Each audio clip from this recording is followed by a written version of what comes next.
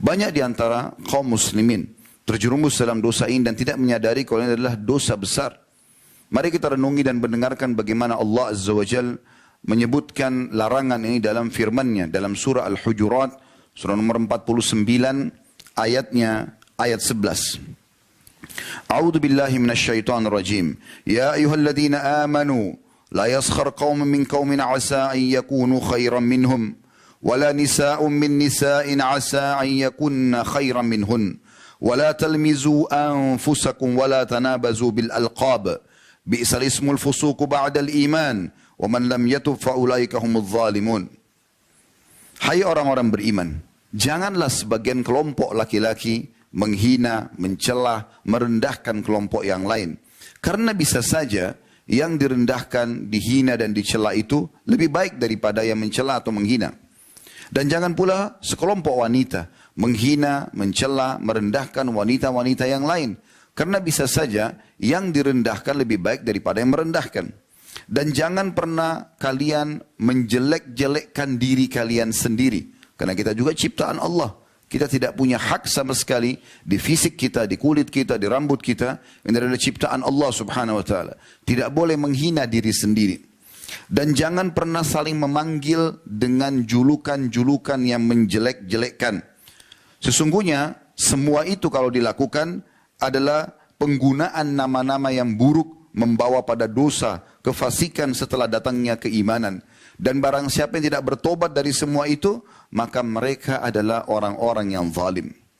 Seorang sahabat bernama Abu Jurayy radhiyallahu anhu, beliau pernah berkata kepada Nabi SAW setelah syahadat, berilah aku wasiat.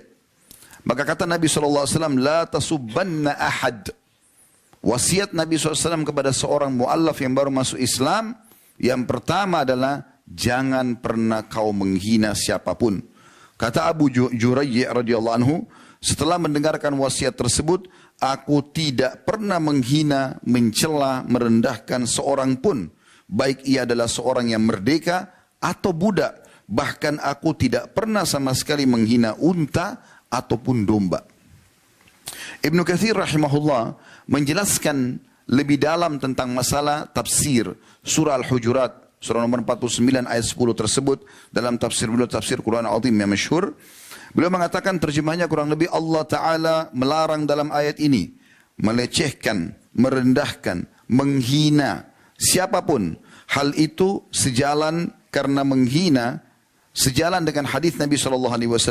Hal itu karena menghina dan mencela sejalan dengan larangan dalam hadis Nabi SAW. Sombong itu menolak kebenaran dan merendahkan atau menghina orang lain. Dan ini jelas adalah perbuatan yang haram.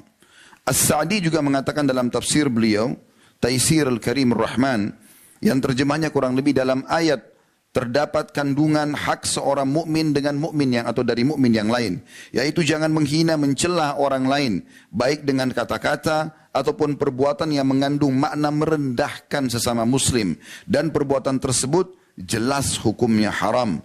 Perbuatan ini menunjukkan bahwa orang-orang yang menghina, mencela dan merendahkan itu merasa kagum dengan dirinya sendiri sehingga dia masuk dalam ancaman dosa lain, yaitu sombong. At-Tabari juga menyebutkan dalam tafsir beliau Jami' al-Bayan, Allah menyebutkan secara umum larangan untuk mencela, menghina, merendahkan orang lain, dan itu mencakup seluruh bentuk celaan. Tidak boleh seorang mukmin mencela mukmin yang lain karena kemiskinannya, bahkan tentang dosa yang dia lakukan ataupun yang lainnya. Pernah ada beberapa sahabat menertawakan Abdullah bin Mas'ud radhiyallahu anhu. Abdullah bin Mas'ud orang yang sangat kurus badannya. Beliau naik di atas sebuah pohon kurma, kemudian tertiuplah angin yang kencang sehingga membuat betis beliau tersingkap. Dan ada beberapa sahabat tiba-tiba menertawakan itu, spontan. Maka Nabi SAW bersabda kepada mereka, apa yang membuat kalian tertawa? Kata mereka, kecil betisnya ya Rasulullah. Maka apa jawaban Nabi SAW? Wajah beliau memerah dan mengucapkan sabda beliau ini. Beliau mengatakan, walladhi nafsi biyadih, lahuma athkalu fil mizani min Uhud. Hadis sahih riwayat Ahmad.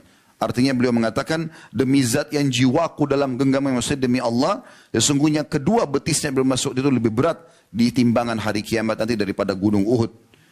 Bahkan istri Nabi SAW sendiri pernah ditegur oleh beliau, Aisyah radhiyallahu anha. Dalam sebuah riwayat yang sahih, riwayat Abu Dawud, Tirmidzi dan Imam Ahmad. Pernah Aisyah mengatakan kepada Nabi SAW, hasbuka min Safiyati kada wa kada. Cukuplah ya Rasulullah, engkau selalu membela Safiyah, salah satu istri Nabi yang lain, karena ini dan itu. Wa qala ba'dur ruwat ta'ni qasirah. Beberapa rawi mengatakan yang Aisyah maksudkan adalah karena Safiyah dikatakan pendek. Faqala Nabi sallallahu alaihi wasallam, maka Nabi SAW bersabda, laqad qulti kalimatan law muzijat bima'il bahri lamazajathu. Hai Aisyah, engkau telah mengucapkan kata-kata, kalau kata-kata itu ditaruh di air laut, maka akan merusak semua yang ada di air laut itu, karena busuk dan kotornya perkataan tersebut. Jadi ini hanya sekedar memberikan gambaran kalau Safiyah itu pendek. Nabi SAW mengajarkan kepada kita, saudaraku seiman, agar jangan membalas kalau ada yang menghina kita, mencaci maki kita. Ingat, dia sedang melakukan perbuatan dosa. Kalau anda balas juga dengan itu, berarti anda juga buat dosa. Dia dihukum, dan anda juga akan dihukum. Justru seorang mukmin dianjurkan untuk tidak membalasnya. Dan biarkan Allah subhanahu wa ta'ala yang membalasnya. Dengarkan peringatan Nabi SAW dalam hadis riwayat Abu Dawud dan Tirmidzi. Kata beliau, wa in imru'un syatamaka wa ayyaraka bima ya'lam fika, fala tu'ayyirhu bima ta'lam fihi, fa innama wabala dzalika alaihi. Kalau seandainya ada seseorang sengaja menghinamu, mencacimu, merendahkanmu, dan juga mencari-cari kesalahanmu yang dia tahu ada pada dirimu, maka jangan kau balas perbuatan tersebut dengan sesuatu yang kau tahu dari dirinya, karena sungguhnya akibat perbuatannya akan kembali kepada dia.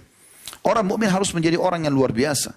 Kalau seandainya ada orang menggibah kita, menghina, mencaci maki, lalu kita balas dengan hal yang sama, itu biasa. Semua orang bisa lakukan.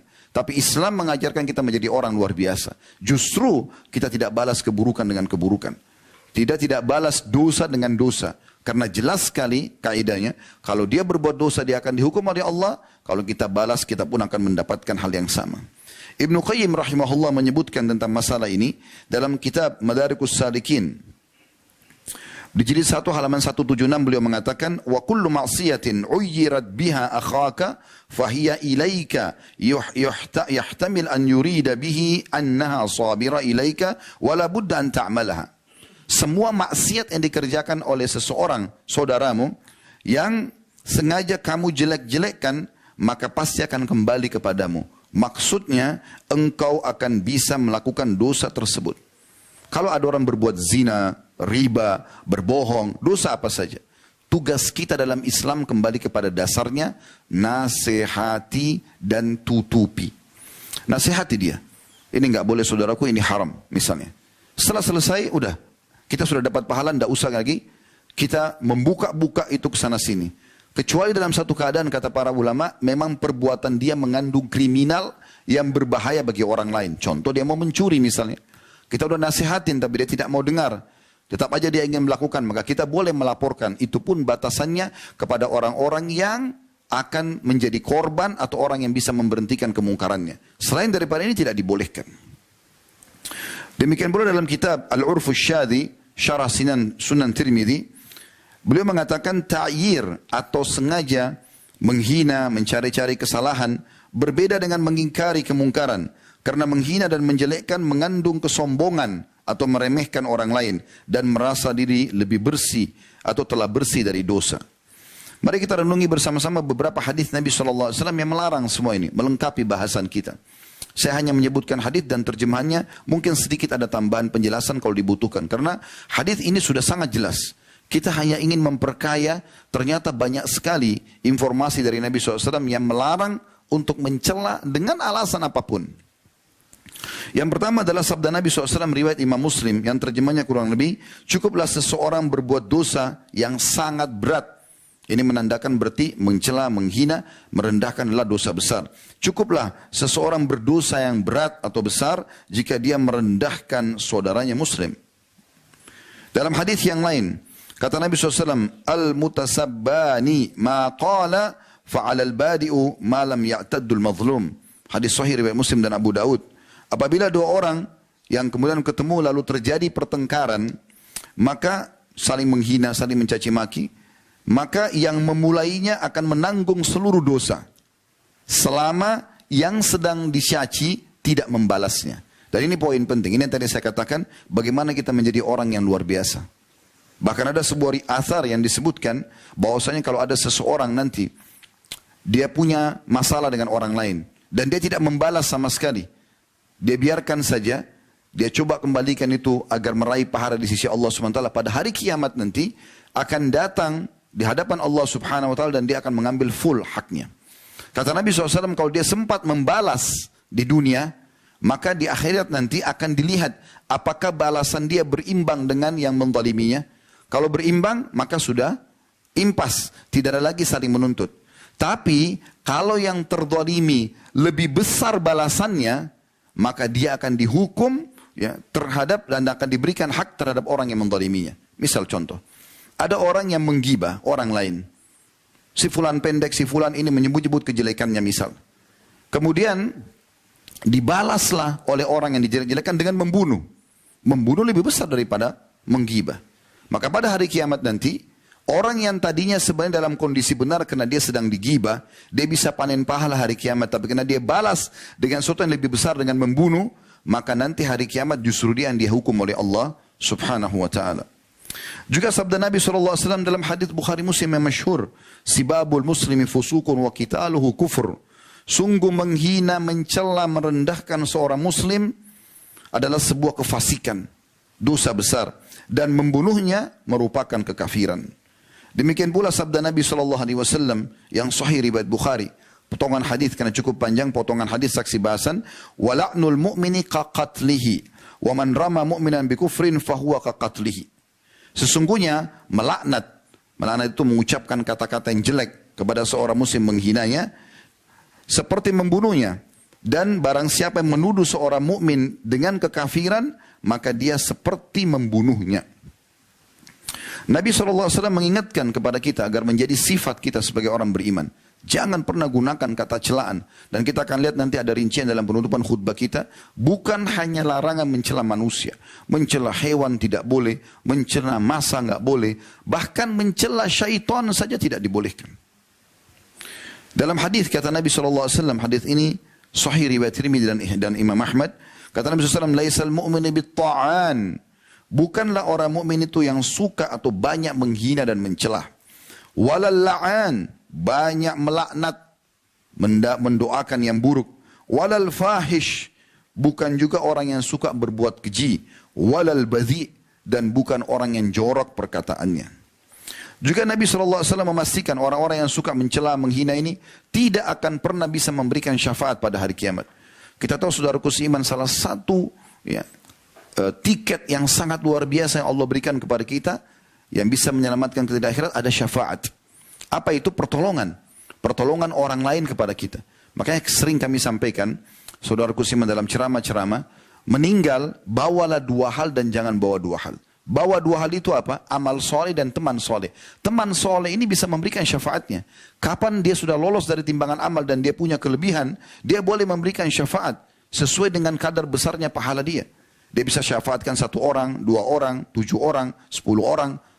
Bahkan kata Nabi SAW, ada di antara umatku bisa memberikan syafaat seperti jumlah suku Mudar. Suku yang sangat besar di suku Arab. Ratusan ribu jumlah orang itu. Dan itu dia bisa memberikan karena banyaknya amal soleh dia. Jadi kita berteman seperti ini. Orang-orang soleh. Dan jangan bawa dua hal. Jangan bawa dosa dan jangan bawa musuh. Sibuk selalu mencari kesalahan orang lain. Maka jadi musuh dia. Dan ini berbahaya. Ini berbahaya sekali. Kata Nabi SAW, la yakunul la'anuna syufa'a wala syuhada yaumal qiyamah. Hadis sahih riwayat Imam Muslim. Orang yang suka melaknat, menghina, merendahkan, menjatuhkan orang lain, maka mereka tidak akan pernah bisa memberi syafaat dan tidak akan pernah bisa jadi saksi pada hari kiamat. Makna saksi di sini, kita ini umat Muhammad SAW akan bersama Nabi SAW memberikan saksi kepada nabi-nabi sebelum kita. Dalam satu riwayat dikatakan nanti Nabi Nuh akan didatangkan pada hari kiamat. Lalu Allah Subhanahu Wa Taala bertanya, hai Nuh, apa kau sudah sampaikan ya apa yang aku perintahkan? Allah sudah tahu, tapi Allah sengaja tanya di pengadilannya. Kemudian Nabi Nuh mengatakan, aku sudah sampaikan ya Allah sebagaimana kau ketahui. Ditanya kaumnya, apakah kalian kenal dan Nuh sudah menyampaikan kepada kalian? Mereka serentak mengatakan yang kafir, kami tidak pernah mengenal orang ini dan tidak pernah mendengar penyampaiannya. Maka Allah subhanahu wa ta'ala mendatangkan Nabi Muhammad SAW dan umatnya. Tapi di sini orang-orang pilihan saja yang akan datang hari kiamat dan memberikan kesaksian. Benar ya Allah, engkau telah turunkan dalam Al-Quran surah Nuh, surah Anbiya dan kisah-kisah yang lain. Dalam beberapa surah lain kisah tentang Nabi Nuh kalau dia sudah menyampaikan kepada kaumnya. Maka tegaklah hujah dan kaum Nabi Nuh akhirnya yang kafir dimasukkan ke dalam api neraka. Tapi ini hanya bisa diberikan kesaksian bagi orang yang tidak suka mencela. Ada hadis yang luar biasa, hadis ini perlu direnungi baik-baik. Hadis ini diriwayatkan oleh Al-Hakim. Saya akan ulangi 2 kali hadis ini, walaupun Anda sudah faham di pertamanya, karena ini penting sekali. Kata Nabi SAW, Ar-riba 73 baban. Riba itu, dosa riba, ya, transaksi riba, itu ada 73 pintu, tingkatan level, beratnya gitu. Apa kata Nabi SAW? Aisaruha ayyankihar rajulu ummah. Yang paling rendah dari dosa riba itu adalah seseorang menikahi ibunya sendiri. Berzina sama ibunya. Di bab zina, saudaraku seiman, ada banyak level-levelnya. Yang paling berat berzina antara mahram. Ibu sama anak, ayah sama anak, ponakan sama tante, tante sama paman sama ponakan, saudara sama saudari. Ini mahram. Ini hukumnya dirajam, walaupun belum menikah. Kita tahu dalam bab nikah, dalam bab zina, kalau orang belum menikah, kemudian dia berzina, hukumnya dicambuk 100 kali dan diasingkan 1 tahun. Dan kalau dia sudah menikah, hukumnya rajam. Tapi kalau zina antara mahram ini, hukumnya dibunuh langsung, karena beratnya. Tapi apa kata Nabi SAW? Dosa riba yang paling rendah, yang paling rendah sekali, itu setingkat dengan level tertingginya dosa zina. Seperti orang zina dengan ibunya sendiri. Lalu kata Nabi SAW, Bapak, ini bukan saksi bahasan kita. Setelahnya ada saksi bahasan. Kata Nabi SAW, wa inna arbar riba irdur rajulul muslim. Dan ketahuilah, level tertingginya dosa riba itu, 73-nya, yang paling berat hukumannya, itu setara dengan menghina, merendahkan saudara muslim. Artinya apa? Mencela saja seorang muslim sudah cukup kita menanggung dosa seperti level tertingginya riba. 73-nya. Dan itu yang paling rendahnya saja sama dengan menzina ibu sendiri. Anda bisa bayangkan bagaimana beratnya dosa mencela dan menghina seorang muslim. Berhenti saudaraku dari mata yang sering merendahkan orang lain, mulut yang mencibirkan orang lain, selalu dengan isyarat tangan. Untuk apa? Dia ciptaan Allah subhanahu wa ta'ala. Kalau Anda menghina dia, berarti menghina penciptanya. Allah subhanahu wa ta'ala yang membuat kulitnya gelap, rambutnya keriting, badannya pendek, dan seterusnya. Kenapa harus menghina? Kalau Allah berikan kepada kita satu kelebihan, syukuri dan nikmati. Tapi bukan tugas kita menghina.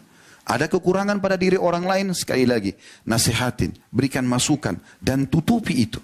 Ini penting sekali untuk digarisbawahi. Saya ulangi hadis ini. Kata Nabi SAW, riba itu 73 pintu atau level. Yang paling rendahnya, seperti orang berzina dengan ibunya sendiri. Yang paling tingginya, setara dengan dosa seseorang merendahkan muslim yang lain. Larangan-larangan ini berlaku bukan hanya kepada manusia tadi saya katakan, tapi berlaku juga bahkan sampai pada hewan. Terjadi dalam sebuah riwayat Imam Muslim, bahwasanya saya langsung terjemahkan karena cukup panjang. Ada seorang wanita, diriwayatkan oleh Abu Barza Al-Aslami radhiyallahu anhu, beliau mengatakan, ketika seorang budak wanita berada di atas seekor unta tunggangan, lagi jalan bersama Nabi SAW, dan di atas unta itu terdapat ada barang orang-orang, titipan orang-orang. Dan ketika unta itu melihat Nabi SAW dan mereka lagi jalan, terhimpit, mengecil jalan itu dengan ada gunung di depan mereka. Maka tiba-tiba wanita ini ingin jalan lebih cepat. Dan dia mengatakan pada untanya, cepatlah hai unta, semoga Allah melaknatmu. Dia membahasakan itu. Celakalah kamu. Gitu. Maka Nabi SAW langsung spontan mengatakan, ketahuilah unta yang telah dilaknat tidak boleh mendampingi kami. Demikian pula teman-teman sekalian tentang ayam jantan. Dalam hadis riwayat Abu Daud, kata Nabi SAW, "Data subuddika fa inna yuqitu lis-shalah." Jangan pernah menghina ayam jantan karena dia membangunkan untuk sholat. Ada larangan untuk mencela masa, waktu. Kok cepat sekali sih malamnya? Kok begini siangnya? mencela. Untuk apa? Lalui saja. Kenapa harus menjadi orang yang suka mencela? Kata Nabi SAW dalam hadis riwayat Muslim, Allah berfirman, la tasubbud dahar. Nabi SAW bersabda, bukan Allah berfirman, Nabi SAW bersabda, la tasubbud dahar fa inna Allah huwad dahar. Jangan pernah mencela masa atau waktu, karena Allah pencipta masa dan waktu itu. Demikian juga dilarangan untuk mencela angin, walaupun kencang, walaupun kita tidak suka. Kata Nabi SAW dalam hadis, la tasubbur riha, fa idza ra'aitum minha ma takrahun, faqulu Allahumma inna nas'aluka min khairi hadhihi ar-rih wa min khairi ma fiha wa khairi ma ursilat bihi. Jangan pernah kalian mencaci maki angin, karena ya, kalau jangan kalian mencaci maki angin kalau kalian sesuatu yang kalian tidak suka dari angin itu, mungkin karena kencangnya atau menakutkan buat kita, maka ucapkanlah. Nabi SAW ajarkan doanya, ya Allah, aku minta kebaikan angin ini, kebaikan yang ada di dalamnya, dan juga kebaikan yang dia diutus untuknya. Ditiupkan oleh Allah ini pasti ada tujuannya. Kebaikannya saja kami minta ya Allah. Wa na'udzubika min syarri hadhihi rih, dan kami berlindung kepadamu dari keburukan angin ini. Wa min syarri ma fiha, keburukan yang ada di dalamnya. Wa syarri ma ursilat bihi, dan keburukan yang dia diutus oleh atau untuknya. Juga kita dilarang teman-teman sekalian mencaci maki demam, penyakit pun enggak boleh dicaci maki. Disebutkan dalam sebuah riwayat dari Jabir radhiyallahu anhu bahwasanya Rasulullah SAW dakhala ala Ummu Sa'ib atau Ummul Musayyib. Satu hari Nabi SAW pernah menziarahi seorang wanita bernama Ummu Sa'ib atau Ummu Musayyib. Maka Nabi SAW mengatakan, malaki tuzafsifin. Kenapa kau begini kayak orang yang meriang gitu, ya. Maka qalat al-humma la barakallahu fiha. Kena demam ya Rasulullah. Semoga Allah tidak berkahi demam ini. Bahasanya bayangkan ya.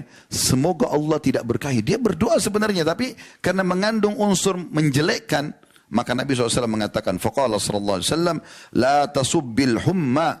Jangan pernah kau caci maki penyakit demam ini. Fa innaha tudhibu khataya bani Adam. Kama yudhibul kiru khabatal hadid. Jangan kau caci maki demam ini. Karena demam ini benar-benar akan membersihkan dosa-dosa anak Adam. Sebagaimana pandai besi membersihkan ya kotoran-kotoran yang ada di besi itu. Hadis sahih diriwayatkan oleh Imam Muslim. Demikian pula teman-teman tidak boleh mencela makanan.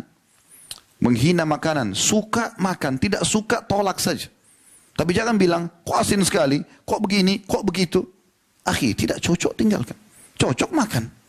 Disebutkan dalam sebuah riwayat, dan hadis ini riwayat Bukhari Muslim dari Abu Hurairah radhiyallahu anhu, beliau mengatakan, ma'aban Nabi sallallahu alaihi wasallam ta'aman qat. Nabi SAW tidak pernah sama sekali menghina, mencela semua jenis makanan. Inishtahahu akalahu wa in karihahu tarakahu. Kalau dia suka dia makan, kalau dia tidak suka maka dia cukup meninggalkannya. Subhanallah, saya pernah belajar dari salah satu guru kami, Dr. Saleh Suhaimi hafizahullah. Beliau pengajar di Masjid Nabawi. Satu waktu beliau pernah datang ke Jakarta bersama istrinya, kemudian berkunjung ke rumah kami. Waktu itu kebetulan saya tidak bisa datang ke hotel beliau. Kemudian saya sempat menghidangkan, menuangkan satu susu. Saya tidak ngeh kalau susu ini ternyata sudah tidak baik. Tidak bermaksud, tapi subhanallah, saya buka kulkas, saya keluarkan susu itu. Ternyata susu ini baru kami beli kemarin. Dituang di gelas, saya pikir masih bagus. Begitu saya hidangkan, Syekh lalu mengambil gelasnya, kemudian dia menyentuh, sempat dia minum sedikit, lalu dia letakkan. Lalu saya tanya, Syekh, enggak diminum? Dia bilang, jazakallah khair, cukup. Begitu aja. Subhanallah, adabnya luar biasa. Lalu kemudian beliau pamit, tinggalkan kami. Setelah keluar, saya tidak tahu kenapa tersentuh hati saya untuk mengecek susu itu. Begitu saya cek, memang asin. Tapi tidak pernah beliau mengatakan, ini rusak akhi. Kenapa dihidangkan? Enggak ada bahasa-bahasa seperti itu. Bagaimana orang yang sudah memahami masalah ini, mengaplikasikan dalam kehidupan mereka. Bahkan teman-teman sekalian, kita tidak boleh mencaci maki semua sesembahan yang disembah selain Allah. Padahal itu berat. Patung, pohon, semua enggak boleh dicaci maki. Dengarkan Allah berfirman dalam surah Al-An'am, surah nomor 6 ayat 108. A'udzu billahi minasyaitonir rajim. Wa la tasubbul ladzina yad'una min dunillahi fayasubbullaha adwan bighairi ilm. Jangan pernah kalian menghina, mencela, merendahkan sesembahan-sesembahan yang mereka sembah selain Allah, karena bisa saja mereka balik menghina, mencela, merendahkan Allah dengan melampaui batas tanpa pengetahuan. Dakwahi saja, sampaikan. Gini, kita punya produk namanya Islam. Isinya beriman pada Allah SWT dan seluruh syariat yang Allah perintahkan. Itu produk kita. Kita tawarkan saja. Tidak usah korek-korek orang lain. Itu yang paling baik. Maka produk ini diterima, alhamdulillah. Tidak diterima itu hak dia. Allah SWT mengatakan la ikraha fid din, tidak ada paksaan dalam agama. Bahkan teman-teman sekalian, ini sebagai penutup, tidak boleh kita mencela syaitan. Kita sudah tahu syaitan ini ya penyesat manusia. Tapi perhatikan bagaimana dalam sebuah riwayat disebutkan ada seorang sahabat jatuh dari untanya. Lalu dia mengatakan, celakalah syaitan. Dia bilang begitu. Celaka syaitan. Dia bilang, maksud dia adalah, saya jatuh dari unta ini karena syaitan penyebabnya. Sebenarnya bisa saja orang berkata begitu. Karena syaitan suka mau mencelakakan manusia. Tapi apa kata Nabi SAW? La takul ta'isa syaitan. Jangan kau katakan celakalah syaitan. Fa innaka idza qulta dzalika ta'azama hatta yakuna mithlal bait. Karena kalau kau ucapkan itu, syaitan itu membesar sampai seperti rumah besarnya. Kata Nabi SAW. Wa yaqul, lalu dia berkata dengan suara yang keras, bikuwati, dia celaka karena kekuatanku. Walakin kul bismillah, tapi katakan bismillah dengan nama Allah, walaupun jatuh. Walaupun ada sesuatu yang kita tidak suka, bismillah. Badan kita gatal, ada jatuh sesuatu, bismillah. Pungut aja kembali, selesai. Sesederhana itu kok sebenarnya. Jangan ikutkan dengan mencela. Lalu kata Nabi SAW, walakin kul bismillah, ucapkan dengan nama Allah. Fa innaka idza qulta dzalika tasadara hatta yakuna mithla dzubab. Karena kalau kalian ucapkan itu dengan bismillah, maka syaitan akan mengecil sampai dia seperti seekor lalat saja. Hadis ini riwayat Ahmad dan Abu Daud dengan sanad sahih. Dan Syekh Utsaimin rahimahullah menanggapi hadis ini mengatakan,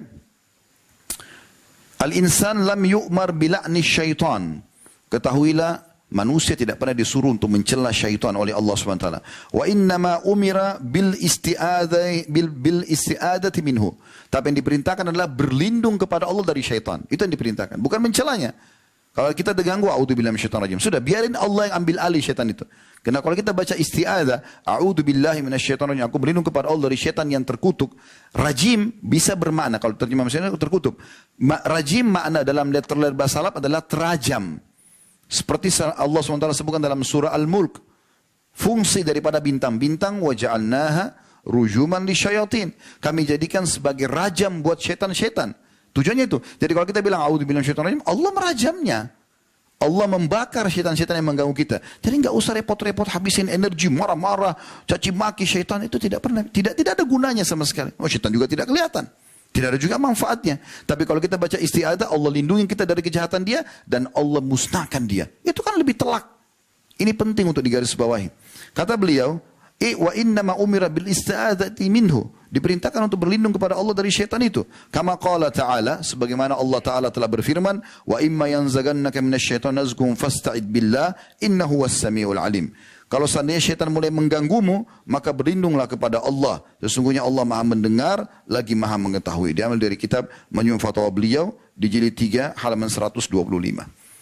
Aku qauli hadza, saya sudah mengucapkan perkataan saya ini, wa astaghfirullah li wa lakum, dan saya istighfar kepada Allah, mengajak jamaah istighfar kepada Allah.